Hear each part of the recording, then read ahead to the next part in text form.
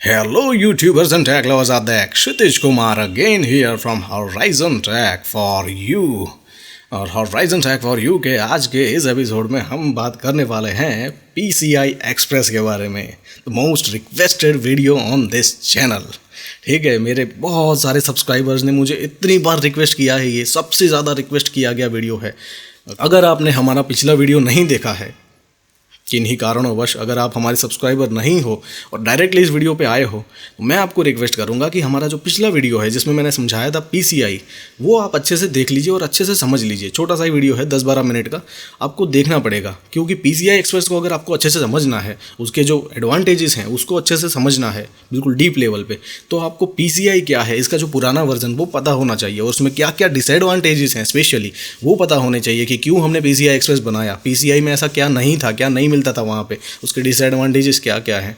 वो वीडियो देखा होगा तो आपको पता होगा, उसमें मैंने कहा था PCI का सबसे बड़ा जो डिसएडवांटेज है और even all over the world किसी भी इंटरफेस का जो सबसे बड़ा डिसएडवांटेज हुआ करता था पास्ट में, वो था पैरेलल ट्रांसमिशन. सारी की सारी जो बस थी पहले के टाइम में, जो मैंने डेटा ट्रांसमिशन मोड में अच्छे से समझाया है, वो सारी की सारी बस, चाहे हम पेटा की बात करें या PCI की बात करें, वो या AGP की बात करें, वो सारी की सारी जो बसेज हैं वो पैरेलल ट्रांसमिशन यूज़ करती है. वहाँ पे parallel transmission mode method use होता है डेटा को ट्रांसफ़र करने के लिए एक एंड से लेकर दूसरे एंड तक. तो पैरेलल ट्रांसमिशन में जहाँ कहीं भी हम फ्रीक्वेंसी इंक्रीज़ करने की बात करते हैं, ये बात मैं बहुत बार बता चुका हूँ, लेकिन बार बार इसलिए बताता हूँ क्योंकि मुझे लगता है हर बार कोई ना कोई नया यूज़र देख रहा होगा जिसने डेटा ट्रांसमिशन मोड्स और ये सब नहीं देखा होगा, उसे नहीं पता है, तो उसे समझ में आना चाहिए. इसलिए इसको एक्स्ट्रा वीडियो देखने की ज़रूरत नहीं है, यहीं पे मैं बता देता हूँ कि जहाँ कहीं भी in this entire world parallel transmission होता है एक एंड से लेकर दूसरे एंड तक, और उस पर्टिकुलर सिनारियो में, उस पर्टिकुलर सिचुएशन में हम फ्रीक्वेंसी को इंक्रीज़ करने की कोशिश करते हैं, तो वहाँ पे डेटा के जो करप्शन के चांसेस है और लेटेंसीज बहुत ज़्यादा बढ़ जाती है और उसकी वजह से हम कहीं ना कहीं एक पर्टिकुलर स्पीड पे स्टक हो जाते हैं, हमें ज़्यादा स्पीड नहीं मिल पाती. और जो स्पीड है वो तो हमारी बेसिक रिक्वायरमेंट है. जैसे हम फ्यूचर में आगे बढ़ते हैं, हमारा जो डेटा है उसकी साइज़ बढ़ती जाती है. पहले के टाइम में क्या होता था, आप अगर ग्राफिक्स की बात करें या साउंड की बात करें, जो भी मल्टीमीडिया है हमारे पास, इमेजेस भी है, तो बिल्कुल छोटी छोटी हुआ करती थी. आज के टाइम में ऐसा नहीं है. हायर एंड हायर मेगापिक्सल वाले कैमराज हैं, आज बड़ी बड़ी जाइगेंटिक इमेजेस होती हैं, जाइगेंटिक वीडियोस उससे कैप्चर किए जाते हैं अगर हायर एंड कैमरा है तो. और ऑडियो की बात करें तो ऑडियो इंटरफेसेस भी आज इतने डेवलप हो गए हैं कि बहुत अच्छी क्वालिटी की वेव फाइलें जनरेट करते हैं, तो उसकी साइज़ भी बहुत हायर होती है. तो ओवरऑल हमारी जो स्पीड की रिक्वायरमेंट है वो बढ़ती है. तो कहीं ना कहीं ये जो पैरेलल ट्रांसमिशन वाली जो बसेस थी, पेटा की बात करें या PCI की या AGP की, वो कहीं ना कहीं हमारी इस नीड को पूरा नहीं कर पा रही थी. ठीक है, इसीलिए हमें इन सब को छोड़ के PCI एक्सप्रेस ने 2 बसेज हैं जिसको रिप्लेस किया है. एक है PCI old school PCI, legacy PCI, conventional PCI, और दूसरी जो इंटरफेस है या दूसरा जो बस है वो है AGP. ठीक है, एक्सेलरेटेड ग्राफिक्स पोर्ट. अगर आपने इसके बारे में नहीं सुना है तो इस पर भी मैं वीडियो बनाऊंगा. इन 2 इंटरफेस को, इन 2 बसेस को PCI एक्सप्रेस ने रिप्लेस कर दिया. 2004 में PCI एक्सप्रेस को लॉन्च किया गया. ठीक है, PCI एक्सप्रेस कम्युनिटी के थ्रू, PCI SIG. तो इन लोगों ने 2004 में PCI एक्सप्रेस को बनाया और PCI एक्सप्रेस को कंज्यूमर लेवल पे जनरल पब्लिक को यूज़ करने के लिए रिलीज़ कर दिया. 2004 में उसका सबसे पहला वर्जन आया, जो उसकी सबसे पहली जनरेशन. अभी आगे हम बात करते हैं उसकी अलग अलग जनरेशन, उसके अलग अलग जो फिजिकल साइज़ के स्लॉट है. इसमें बहुत सारे यूज़र को बहुत कन्फ्यूज़न है और कुछ सालों तक मुझे खुद को भी था, क्योंकि नहीं समझ में आता था. जब पढ़ते हैं हम बुक्स में से तो कुछ नहीं समझ में आता है, इसीलिए मैंने ऐसे यूज़र्स के लिए वीडियो बनाया ताकि उनको अच्छे से समझ में आ जाए. तो ये एक बेसिक अंडरस्टैंडिंग हो गई PCI एक्सप्रेस की. PCI को, लेगेसी PCI को और AGP को रिप्लेस कर दिया PCI एक्सप्रेस ने 2004 में. और इसका जो सबसे बड़ा एडवांटेज है वो ये है कि सीरियल ट्रांसमिशन. अब जहाँ कहीं भी सीरियल ट्रांसमिशन होता है वहाँ पे हमें इतनी लेटेंसीज मिलती है उसमें भी, लेकिन इतनी ज़्यादा नहीं मिलती जितनी पैरेलल ट्रांसमिशन में मिलती थी. तो इसमें हम स्पीड इंक्रीज़ कर सकते हैं. और ओवरऑल अगर आपने देखा होगा, जनरेशन 1 की बात करें, जनरेशन 2, जनरेशन 3 एंड जनरेशन 4, उसमें ओवरऑल स्पीड जो है वो जैसे ही हम आगे बढ़ते हैं इंक्रीज़ ही होती है. तो ज़्यादा से ज़्यादा हमें स्पीड मिलती है. अब PCI एक्सप्रेस का यूज़ ग्राफिक्स के लिए भी होता है, PCI का ऐसा नहीं था. PCI का वीडियो देखोगे तो आपको समझ में आएगा, उसमें मैंने कहीं भी ये नहीं कहा है कि PCI का यूज़ ग्राफिक्स के लिए होता था. PCI जब था मार्केट में या PCI बसेस जब अवेलेबल थी बोर्ड पे, तब ग्राफिक्स के लिए अलग से एक बस होती थी जिसका नाम है AGP, जिसके बारे में मैं अभी बता चुका हूँ. AGP को यूज़ किया जाता था ग्राफिक्स के लिए. तो उसकी जो मैक्सिमम स्पीड थी वो थी 2133 मेगाहर्ट्ज़. ठीक है, और PCI की जो मैक्सिमम स्पीड थी वो भी 64 बिट वर्जन में, जो कि सबके पास नहीं होता, वो थी 533 मेगाबाइट्स पर सेकेंड. तो ये दोनों के दोनों जो है वो ग्राफिक्स के लिए ये जो स्पीड्स हैं, अगर आप ग्राफिक्स को अच्छे से समझोगे, ग्राफिक्स कार्ड्स को मैं समझाऊंगा जब ग्राफिक्स कार्ड या डेटा रेट्स और बिट रेट्स और वीडियो बिट डेप्थ और ये सब समझाऊंगा मैं वीडियो के रिलेटेड, तो आपको पता चलेगा ग्राफिक्स के लिए ये जो 533 मेगाबाइट्स पर सेकंड या 2133 मेगाबाइट्स पर सेकंड कुछ भी नहीं है, ठीक है, कुछ भी नहीं है, बिल्कुल एक ड्रॉप के बराबर है। तो इसीलिए PCI एक्सप्रेस में सीरियल ट्रांसमिशन होता है और उसमें ज़्यादा स्पीड मिलती है, तो ग्राफिक्स के लिए इसे यूज़ किया जाता है आज के टाइम में। पहले के टाइम में ग्राफिक्स के लिए AGP को यूज़ किया जाता था, तो PCI एक्सप्रेस ने इन दोनों को रिप्लेस कर दिया और आज चाहे वो एक्सपांसन कोई स्लॉट हो, एक्सपांसन कार्ड हो या ग्राफिक्स कार्ड हो, उन दोनों के लिए PCI एक्सप्रेस का ही यूज़ किया जाता है। लेकिन इसका मतलब ये बिल्कुल नहीं है कि PCI आज अवेलेबल नहीं है। उस वीडियो में मैंने कहा था PCI स्लॉट आज भी अवेलेबल होते हैं, आज भी कुछ कार्ड्स ऐसे होते हैं जो PCI में ही उसी इंटरफेस पे डिज़ाइन किए जाते हैं और उसी इंटरफेस के साथ वर्क करते हैं, उसी बस का यूज़ करते हैं, ठीक है। तो उन कार्ड्स की आगे हम बात करेंगे, लेकिन मेजॉरिटी केस में आज के टाइम में ये जो PCI एक्सप्रेस बस है उसका यूज़ किया जाता है ग्राफिक्स के लिए ही, क्योंकि आज का जो ग्राफिक्स है, अगर आप गेमर हो तो आपको पता होगा, और इवन वीडियो एडिटिंग से कुछ आपका वर्क है, कुछ ऐसा टास्क कर रहे हो, तो आपको पता होगा कि ये जो फाइलें होती हैं इतनी ज़्यादा जाइगेंटिक होती है और आज का जो ग्राफिक्स है वो इतना हाई एंड है। आज अगर हम बात करें, आज मॉनिटर 4K में आ रहे हैं, बहुत जल्द 8K में आने लगेंगे, इतने हाई फ्रेम रेट वाले, यानी कि इतनी फ्रीक्वेंसी पे चल रहे हैं, 60 हर्ट्ज से लेके 144 हर्ट्ज तक के मॉनिटर्स आते हैं। तो इतना हाई ग्राफिक्स आज है, आज के टाइम में, मॉडर्न टाइम में। तो इस जो लेन है, ये जो बस है PCI एक्सप्रेस की, उसको भी इतना ज़्यादा हाई होना पड़ेगा, इतना ज़्यादा डेटा ट्रांसफ़र रेट्स हमें चाहिए, तभी हम ये बड़े बड़े जाइगेंटिक ग्राफिक्स कार्ड उस पर कनेक्ट कर सकते हैं। तो पहले के जो इंटरफेसेस थे उसको क्यों रिप्लेस किया गया? क्योंकि 2133 मेगाहर्ट्ज़ कुछ भी नहीं है। आगे जब मैं इस PCI एक्सप्रेस की जनरेशन, अलग अलग जनरेशन और अलग अलग जो विड्थ के जो स्लॉट होते हैं कार्ड, उसकी जब बात करूँगा तब आपको समझ में आएगा। PCI की जो 4th जेन है, उसका जो X16 कार्ड है, उसमें जो स्पीड मिलती है वो है 32 गीगाबाइट्स पर सेकंड, ठीक है, ऑलमोस्ट 31.58 समथिंग है, लेकिन ऑलमोस्ट आप उसे कंसिडर कर सकते हो 32 गीगाबाइट्स पर सेकंड। अब आप कंपेयर करो कहाँ 2133 मेगाबाइट्स पर सेकंड और 32 गीगाबाइट्स पर सेकंड। तो ये सारी चीज़ें आपको समझनी पड़ेगी, PCI एक्सप्रेस को क्यों लाया गया और क्यों वो जो पिछले इंटरफेसेस थे वो आउटडेटेड हो गए या रिप्लेस्ड हो गए, ठीक है। अब बात करते हैं इसके जो अलग अलग वर्जन है। आप अपने मदरबोर्ड को कभी आपने खोला होगा, देखा होगा, तो नीचे के पोर्शन में, मदरबोर्ड के फ्रंट को आप सामने से देखोगे तो नीचे के पोर्शन में अलग अलग साइज़ के आपको स्लॉट्स मिलते हैं, ठीक है। ये एक बहुत बड़ा कन्फ्यूज़न है, लोगों को नहीं समझ में आता, क्योंकि हम PCI की बात करें तो PCI में भी अलग अलग वर्जन होते हैं, लेकिन उसकी जो फिजिकल साइज़ है वो एक जैसी ही होती है। 32 बिट के जितने भी वर्जन होंगे उनकी सबकी साइज़ एक जैसी होगी, 64 बिट के जितने वर्जन होंगे उनकी सबकी साइज़ एक जैसी होगी और ओवरऑल देखने में भी वो सेम लगते हैं। लेकिन PCI एक्सप्रेस में ऐसा नहीं है। बहुत सारे यूज़र ने मुझे ये भी पूछा है कि सर नहीं समझ में आता है, एक छोटा स्लॉट होता है, एक उससे बड़ा स्लॉट होता है, एक सबसे बड़ा स्लॉट होता है, तो अलग अलग साइज़ के स्लॉट होते हैं। उसके हिसाब से एज वेल एज उसकी जो जनरेशन है, इसमें बहुत बड़ा कन्फ्यूज़न है, एक मिथ भी है, कंसेप्शन भी है, बहुत कुछ यहाँ पे लोगों को नहीं समझ में आता है। तो यही सब क्लियर करना है मुझे आज, ठीक है। सबसे उन सबको समझने के लिए वो जो उसके जो फिजिकल साइज़ की स्लॉट है और उसकी जो जनरेशन है, उसको समझने से पहले कुछ टर्मिनोलॉजीज़ हैं जो आपको क्रिस्टल क्लियर करनी पड़ेगी, दिमाग में इसका आइडिया होना चाहिए, तभी आपको ये आगे की सारी चीज़ें समझ में आएगी। तो सबसे पहले बात करते हैं एक सिग्नल की। सिग्नल क्या होता है? तो सिग्नल है वो 2 वायर का कलेक्शन है, ठीक है। 2 वायर्स होते हैं, एक सिग्नल को भेजने के लिए, एक रिसीव करने के लिए। 2 वायर का कलेक्शन है, उसको कहते हैं एक सिग्नल, ठीक है। Signal, normal signal, electrical signal को जहाँ भी हमें ट्रैवल कराना होता है तो वहाँ पे 2 वायर की ज़रूरत पड़ती है। तो 2 वायर का जो कॉम्बिनेशन है उससे एक सिग्नल बनता है, और 2 सिग्नल का जो कॉम्बिनेशन है उससे बनती है एक लेन। तो आपने बहुत सारी जगह ऐसे पढ़ा होगा, ये PCI लेन ये जो वर्ड है वो बहुत सारी जगह यूज़ होता है। तो एक जो लेन है, एक जो रास्ता है, उसके लिए 2 सिग्नल यूज़ किए जाते हैं। तो ये आपको समझ में आ गया, दो वायर का कॉम्बिनेशन एक सिग्नल, और 2 सिग्नल का कॉम्बिनेशन एक लेन, और एक से ज़्यादा लेन का कॉम्बिनेशन, यानी कि 2 या 2 से ज़्यादा का कॉम्बिनेशन है जहाँ पे इन लेन्स का, उसको कहते हैं एक लिंक। तो ये वर्ड भी आगे आप सुनोगे, अभी मैं भी बताऊंगा, और बहुत सारी जगह PCI एक्सप्रेस को आप स्टडी करोगे या ग्राफिक्स कार्ड को स्टडी करोगे तब आपको पता चलेगा, मदरबोर्ड को स्टडी करोगे तो वहाँ पे लिखा होगा X4 लिंक या X2 लिंक या X16 लिंक या 16X लिंक, बहुत सारी जगह ये यूज़ किया जाता है। तो ये 3 जो चीज़ें हैं, टर्मिनोलॉजी ये क्लियर कर लीजिए, इसके बिना आगे कुछ भी नहीं समझ में आएगा।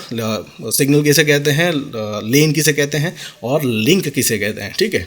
अब बात करते हैं इनके फिजिकल साइज़ के हिसाब से और इनकी जो जनरेशन है उसके हिसाब से आपके मदरबोर्ड में जो स्लॉट लगा हुआ है PCI का, उसकी साइज़ कुछ भी है, उसका जनरेशन कुछ भी है, तो उन दोनों के हिसाब से आपको उस पर्टिकुलर स्लॉट पे कितनी स्पीड मिलेगी ये समझना बहुत ज़रूरी है। और उसके बाद ही आप इसका यूज़ कर सकते हो। आप अगर कोई ग्राफिक्स कार्ड मार्केट से बाय कर रहे हो या कुछ भी एक्सपांसन कोई कार्ड है, after market add on card, वो ऐड कर रहे हो सिस्टम में, सिस्टम को एक्सपांड कर रहे हो, तो आपको इसका आइडिया होना चाहिए कि ये जो मेरा स्लॉट है, मेरे मदरबोर्ड पे जो स्लॉट है, जो फिजिकल साइज़ है उसकी और जो जनरेशन है उसकी PCI एक्सप्रेस की, उसके हिसाब से मुझे वहाँ पे उस पर्टिकुलर स्लॉट पे कितनी स्पीड मिलेगी और उसके अकॉर्डिंगली ही आपको एक after market card, graphics card है या कोई भी कार्ड है वो बाय करना चाहिए।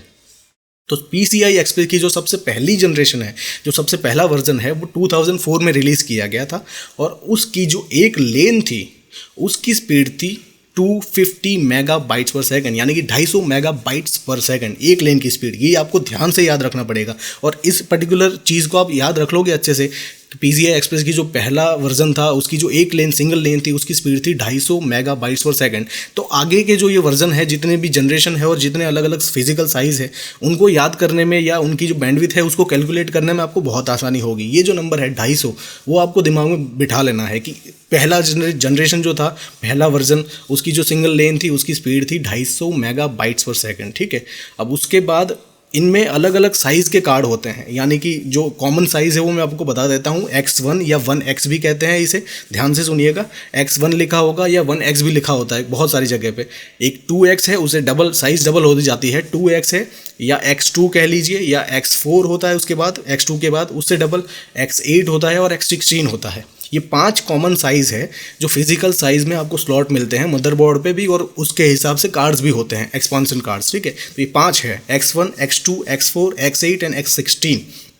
ग्राफिक्स कार्ड जो आते हैं वो X16 में ही आते हैं, क्योंकि ग्राफिक्स कार्ड की बैंडविड्थ की रिक्वायरमेंट बहुत ज़्यादा होती है, इसलिए वो X16 में ही होते हैं। आप कभी भी कोई ऐसा ग्राफिक्स कार्ड नहीं देखोगे जो X8 में बनाया गया है। ठीक है, X8 पे चलते हैं बहुत सारे ग्राफिक्स कार्ड, ये अपवाद है, वो भी आगे समझाऊंगा, लेकिन X16 उसकी जो फिजिकल साइज़ है वो X16 होगी। ठीक है, तो जनरेशन 1 का जो X1 स्लॉट होगा, अगर आपके पास कोई ऐसा मदरबोर्ड है जो जनरेशन 1 है, जो चिपसेट है उसमें PCI एक्सप्रेस की जनरेशन 1 है, जनरेशन 1 सपोर्ट करता है, और उस पर अगर आपके मदरबोर्ड पे ऐसा कोई स्लॉट है, X1 स्लॉट जो सबसे छोटा होता है, सबसे बिल्कुल छोटा होता है, उसमें उस पर्टिकुलर स्लॉट पे अगर आप कोई कार्ड कनेक्ट करोगे तो उसमें जो आपको स्पीड मिलेगी वो होगी 250 मेगाबाइट्स पर सेकंड, क्योंकि ये जो कार्ड की जो साइज़ है और X1, X2, X4 ये जो नंबर है उसके साथ, X के साथ, उससे ही आप समझ सकते हो कि उसको कितनी लेन्स एलोकेटेड होगी। ठीक है, ये मैं इसीलिए डिटेल में समझा रहा हूँ, आप अच्छे से समझ लीजिए। अगर थोड़ा सा लंबा लगे वीडियो तो डजेंट मैटर, लेकिन समझना ज़रूरी है। X1 जो स्लॉट होगा उसमें एक लेन एलोकेटेड होती है, X2 जो स्लॉट होगा उससे थोड़ा सा बड़ा। ठीक है, वो जो X के साथ नंबर है उससे ही आपको पता चल जाएगा कि इसमें कितनी लेन्स एलोकेटेड है और कौन सी जनरेशन है, वो आपको चिपसेट से पता चल जाएगा। तो X2 में 2 लेन्स, X4 में 4 लेन्स, X8 में 8 लेन्स और X16 में 16 लेन्स। बिल्कुल सिंपल है, इसमें कोई रॉकेट साइंस नहीं है, लेकिन अच्छे से समझना ज़रूरी है। तो जो X1 का स्लॉट होगा उसमें आपको 250 मेगाबाइट्स पर सेकंड मिलेंगे। X2 का होगा उसमें 250 के डबल, दो लेन है वहाँ पे, तो आपको 500 मेगाबाइट्स पर सेकंड मिलेंगे। 4 लेन होंगी तो 1 गीगाबाइट पर सेकंड की स्पीड मिलेगी अगर X4 स्लॉट है तो जनरेशन 1 का, और X8 है तो 2 गीगाबाइट पर सेकंड, और अगर 16X है तो 250 इंटू 16 तो 4 गीगाबाइट पर सेकंड। ठीक है, 4 गीगाबाइट पर सेकंड जो सबसे पहली जनरेशन थी उसकी स्पीड इतनी ही थी, लेकिन 4 गीगाबाइट पर सेकंड जो पुराना, जो हम देखें अगर AGP को और PCI को, तो उसके हिसाब से तो बहुत है।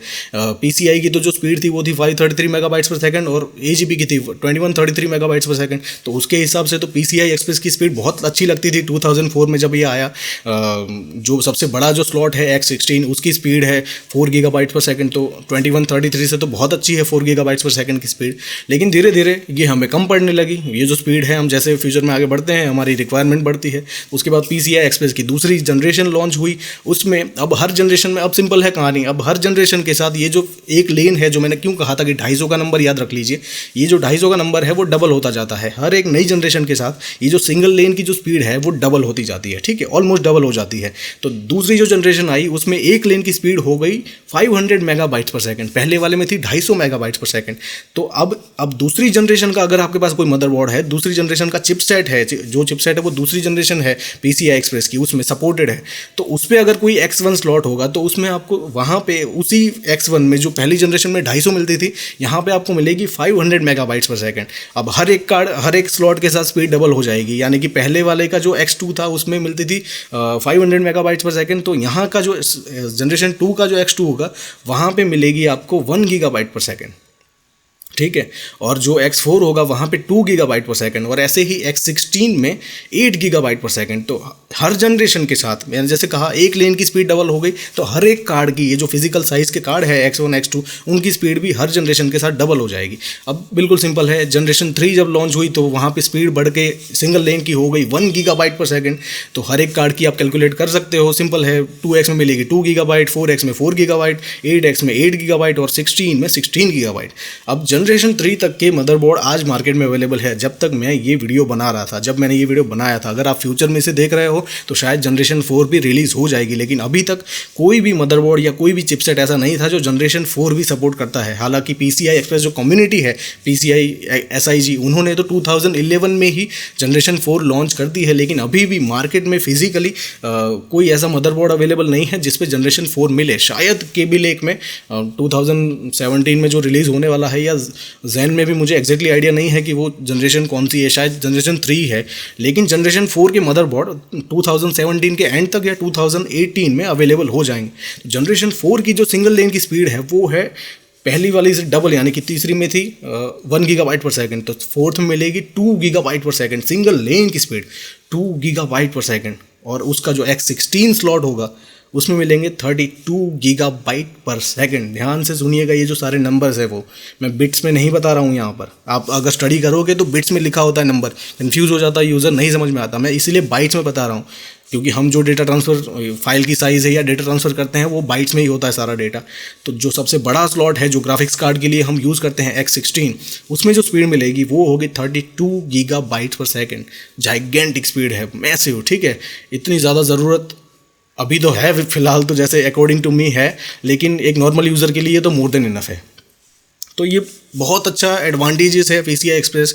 अब ये सिंपल है, इतना कोई डिफ़िकल्ट नहीं था। इस वीडियो को देख के आपको शायद लगा होगा कि बहुत सिंपल है, लेकिन इसमें ये जो जनरेशन है और ये जो अलग अलग साइज़ के स्लॉट होते हैं उसमें यूज़र को बहुत कन्फ्यूज़न है। क्योंकि अगर आपके पास कोई भी मदरबोर्ड हो, आप अगर देखोगे जो स्लॉट्स हैं वो जनरेशन 1 का कोई मदरबोर्ड है, जनरेशन 1 के सारे स्लॉट्स हैं PCI एक्सप्रेस के, जनरेशन 2 है, जनरेशन 3 है। देखने में ओवरऑल बाहर से देखने में जनरेशन 1 का कोई X16 स्लॉट होगा, या जनरेशन 2 का X16 या जनरेशन 3 का X16, वो ओवरऑल देखने में एक जैसे लगते हैं। अगर एक्सपीरियंस्ड यूज़र है तो उसे भी पता चल जाएगा कि उसका जो पीछे का जो लॉकिंग मैकेनिज्म है, जो कनेक्टर है वो लॉकिंग, वो थोड़ा अलग होता है अगर आप जनरेशन 1 या जनरेशन 2 या जनरेशन 3 की बात करो। लेकिन एक नॉर्मल यूज़र को ये देखने में बिल्कुल सेम टू सेम लगते हैं, और इसीलिए शायद कहीं ना कहीं नॉर्मल यूज़र इसमें कन्फ्यूज़ हो जाता है। तो आपको, मुझे लगता है अब इस वीडियो को ज़्यादा लंबा नहीं करना चाहिए, और आपको समझ में आ गया होगा PCI एक्सप्रेस क्या है। सीरियली डेटा ट्रांसफ़र होता है, बहुत ज़्यादा अच्छी स्पीड मिलती है। इसने PCI को और AGP को रिप्लेस कर दिया, ग्राफिक्स के लिए यूज़ होता है। उसके साथ साथ जो एड ऑन कार्ड्स होते हैं, एड इन कार्ड, उस पर मैं एक वीडियो बनाने वाला हूँ डेडिकेटेड। आपको अगर USB इंक्रीज़ करना है या साउंड कार्ड लगाना है, या उसके अलावा भी बहुत सारे कार्ड्स होते हैं जिसके लिए PCI एक्सप्रेस बस का यूज़ किया जाता है। और उसकी जो चारों की चारों जनरेशन है वो भी मैंने आपको समझा दी। सो आई होप कि इस वीडियो में मैंने आपको जो भी समझाया आपको सब कुछ सही से समझ में आ गया होगा। अगर कुछ भी नहीं समझ में आया है तो मुझे पूछिए, मुझे बताइए, मैं आपको उसका सेटिस्फाइंगली आंसर करने की पूरी कोशिश करूँगा। And I will definitely see you guys later in my next video. Till then take it guys, learn more and spread the knowledge. Thank you so much.